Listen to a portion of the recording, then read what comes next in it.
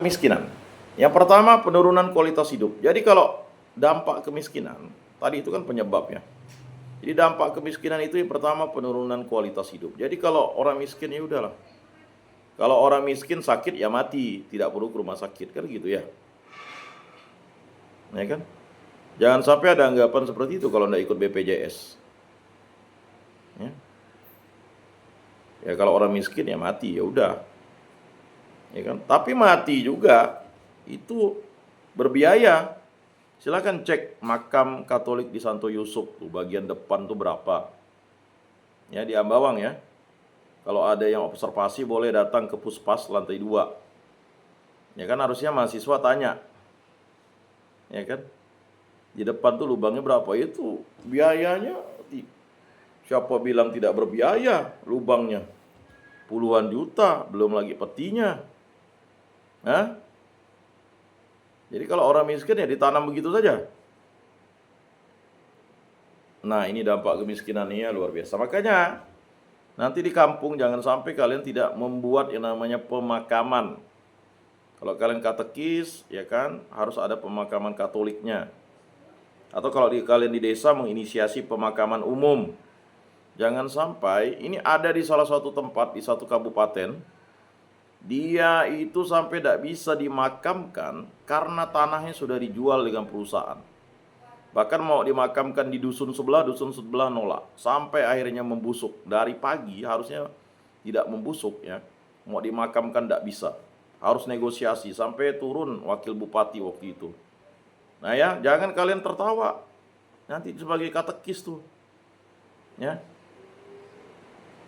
Ini kalian mengurus orang itu ya. Dari belum lahir sampai nanti di akhirat. Nah, jadi jangan sampai kalian ya tidak mau mengurus orang yang meninggal. Bahkan ya mulai memandikannya itu adalah pastoral care tuh. Jadi katekis tuh jangan lalu takut memandikan jenazah. Itu sudah sepantas dan sewajarnya. Apa yang dilakukan Yusuf dari Arimatea dan Nikodemus? Yusuf Arimatea itu meminta jenazah Yesus diturunkan kepada Pontius Pilatus. Lalu Nikodemus seorang Farisi itu yang menjadi murid Yesus itu membawa rempah-rempah 30 kilo rempah-rempah untuk membalur tubuh Yesus supaya memang itulah tradisinya. Dan Yusuf Arimatea itu dia sudah membeli kubur dan kubur itulah yang dipakai atau ditumpangi atau dimakamkan Yesus di situ.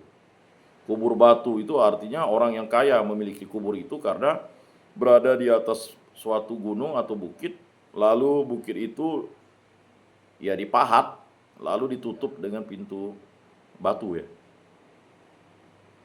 Jadi kita sebagai katekis nanti yaitu jangan sampai lalu takut untuk memandikan jenazah, memandikan mayat. Ya yang perempuan memandikan yang perempuan. Ya. Sampai nanti kalau kalian di kampung tidak ada pastor, jangan-jangan kalian yang melaksanakan ibadat upacara pemakamannya dan sebagainya. Itu harus belajar, jangan hanya mikir main musiknya, yang suka ya, yang malang enggak. Ya. Jadi kalian udah memilih profesi menjadi guru agama Katolik, itu harus bukan tahu segalanya, tetapi harus menguasai. Ya. Nah itu. Kemudian dampak kemiskinan yang kedua itu adalah meningkatnya kriminalitas. Jadi dampaknya tuh kalau kemiskinan terjadi terus-menerus berarti kriminalitas tuh tinggi. Kemiskinan seringkali menjadi pemicu tindakan kriminal karena tekanan ekonomi yang memaksa beberapa orang untuk melakukan tindakan melanggar hukum demi bertahan hidup. Jadi orang itu bertahan hidup ya. Akibatnya dia melakukan pencurian. Ya. Untuk dia bisa beli beras dan sebagainya. Nah ini di salah satu lapas anak itu saya pernah tanya, mengapa kamu di penjara mencuri buah sawit untuk beli beras untuk istrinya? Itu kan ironis. Dia masih anak-anak, usianya ya mungkin sekitar, dia menikah ya sekitar usia 17 ya usia anak-anak kan. Jadi dia mencuri buah sawit untuk membeli beras. Karena apa tadi? Dia pernikahan dini, ya kan, istri butuh makan karena melahirkan, ya. Ya anak juga butuh susu, apa yang terjadi? Ya dia memanen sawit orang, ya mencuri. Akibatnya ya dia dijebloskan dalam penjara anak, kemudian dia diusir oleh orang tua, dan istri dan anaknya ya sepertinya diambil lagi oleh mertuanya karena dia tidak mampu lagi ya memberikan kecukupan hidup. Makanya saya sampaikan kepada kalian, kalau kalian selesaikanlah kuliah dulu baru menikah ya. Nah, jadi kalau kalian sekarang lalu kuliah sambil kawin berat. Kalau kawin dulu lalu sambil kuliah, kalian pasti udah persiapan, punya mental. Tapi kalau ya akibat ini tadi, akibat pergaulan terlalu bebas, ya 10 perintah Allah ada apal, ya ini bahaya, kasihan. Beberapa kakak tingkatnya juga menjadi korban ya. Ingat ya, perempuan tuh yang bisa hamil, laki-laki bisa menghamili. Jadi jangan bermain-main dengan sesuatu yang masih masa pantang. Masa pantang itu dan puasa itu ya sampai kalian menerima sakramen perkawinan barulah ratum et consumatum ya. Nah, tolong dicamkan itu. Maka saya cek bisa dengar dak gitu.